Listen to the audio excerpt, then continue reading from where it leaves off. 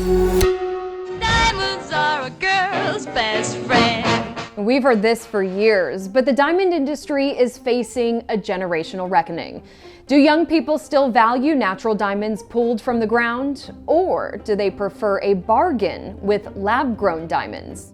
Lab-grown diamonds don't count. They're cheap. Get a real diamond. Types of people I legitimately think are so weird. People that are like, I will only accept a natural diamond engagement ring. Really big scam going on right now online is the word lab-grown. Lab-grown diamonds have the same chemical and physical properties as their natural counterpart. In fact, the Federal Trade Commission ruled a diamond is a diamond, whether it's man-made or mined. These guys go, they're exactly the same. You're not allowed to call them real diamonds according to the FTC, but they still call them real diamonds.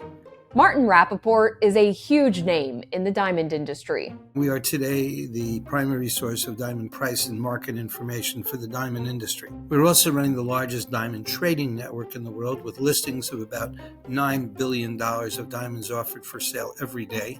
Guys, did you know that diamonds are about as common as taxis on Fifth Avenue? The value is entirely sentimental, maintained by supply, demand, and advertising. See, it wasn't until De Beers launched its now classic slogan in 1947 that diamonds grew to be a worldwide symbol of engagement.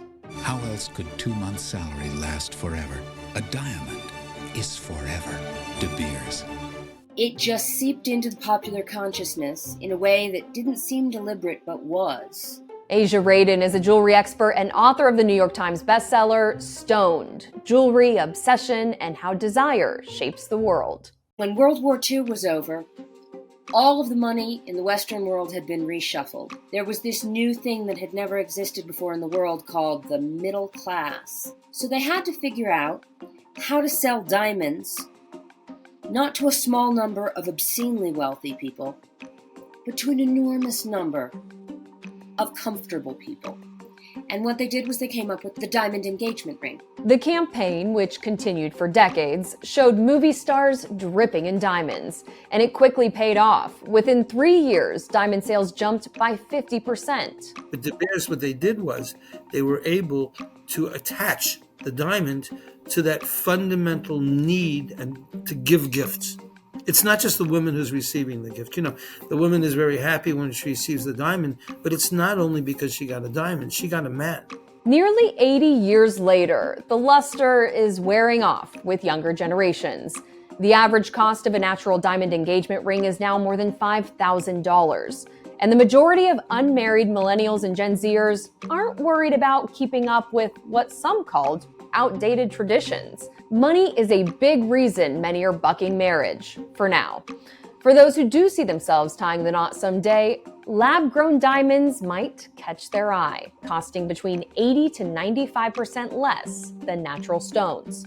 In 1954, General Electric scientists created a machine that squeezed carbon under 1.5 million pounds of pressure per square inch at 5,000 degrees Fahrenheit. The machine made the hardest substance on Earth, diamonds. They weren't looking to sparkle, they were looking to slice. The synthetic diamonds became tools for cutting metal and glass. But as the diamond pressing process refined, the product eventually reached the clarity of natural diamonds used by jewelers. Guy walks into a store, I gotta buy a nice diamond for my wife. How much do you want to spend? The jeweler slyly asks, okay? And he'll say, oh, I can spend $5,000. So then he goes and he says, okay, he shows him a diamond, he says, it cost $20,000. And then he says, but you know what? I can give you a 4-carat diamond for that price. Same thing, same exact shiny. You want to buy a 2-carat FVS2 diamond? Why should you spend $20,000? I can give you something for $10,000. But it only cost him $2,000, maybe $4,000. So the margin, the profit margin blows your brain. It's unbelievable. 63% of independent jewelers have gotten in on the lab-grown action. Then big names like De Beers entered the race. If you can't beat them, join them.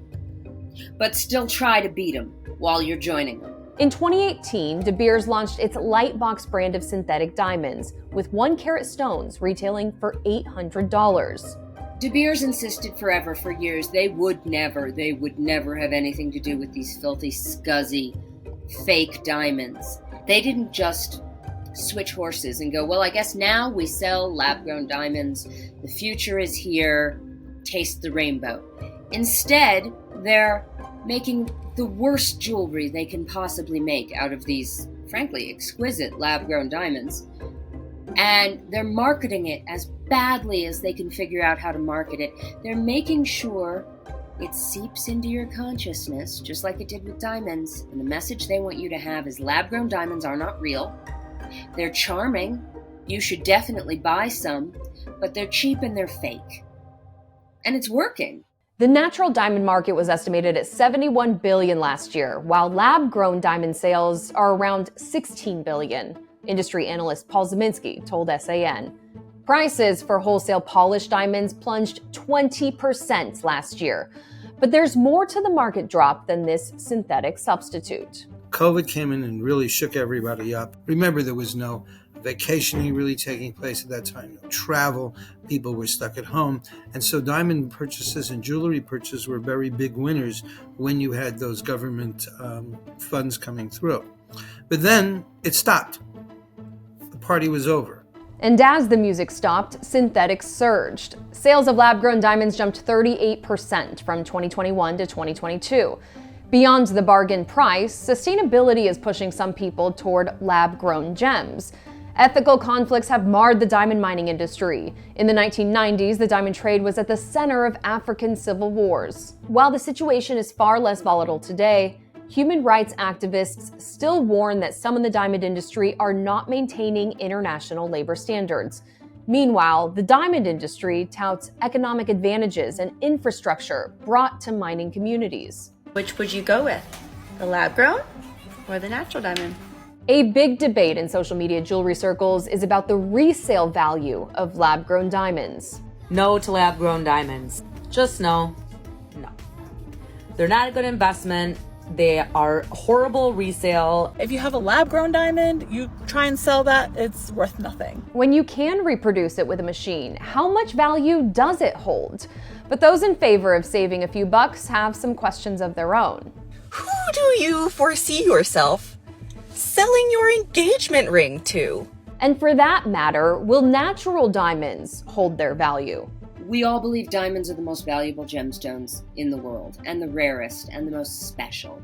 But the truth is they are the least rare and the least special, most of them. No matter the changing generational trends, Rappaport believes there will always be a market for luxury. Diamonds are forever. Little old ladies are not. So you're going to get into a situation here where there's going to be huge wealth moving from these baby boomers to these worthy or unworthy millennials. Diamonds aren't for everybody. Diamonds are for people that have money. Forgive me. I like to sell diamonds to rich people. Girl's best.